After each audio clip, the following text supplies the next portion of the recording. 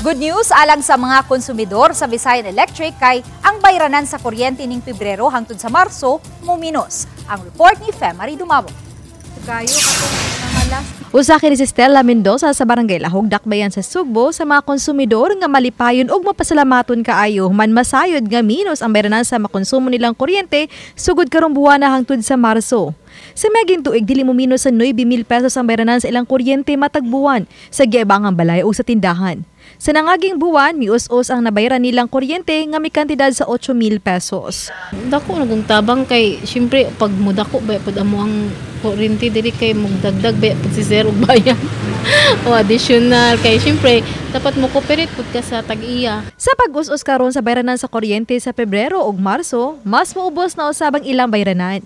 Kini human gipahibaw sa Visayan Electric Company nga 13 sentimos matag kilowatt-hour ang pagminos sa matag residential consumers kun 11 pesos og 13 sentimos ang mabayaran itandi sa miaging buwan nga 11 pesos og 26 sentimos. Alang sa mga konsumidor nga makagamit og 200 kilowatt-hours matag buwan, maminusan og 26 pesos ang ilang bayranan. Kinanglan na ay murag additional standby power bitaw sa transmission para dili bitaw ta magkulang sa power supply. So muna nga nitaas siya, but niubos man ang WESM. So nabawi ra, ipa-refund na tong gi-kolekta para sa regulatory reset experts cost.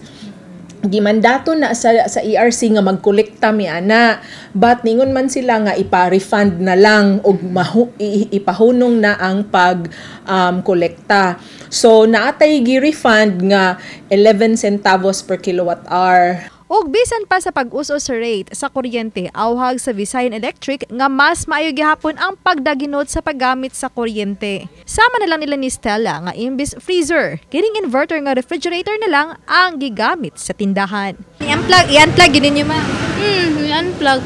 Murag okay, delikado ba pod og no kanang di unplug kay utakay ba mga mag-circuit ana.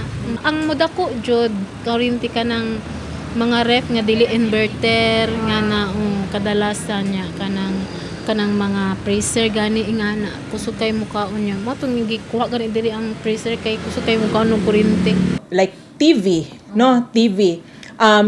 nakasaksak siya, naka-plug siya pero nagsiga pagyapon tong red, di ba? Kay naka-standby mode siya.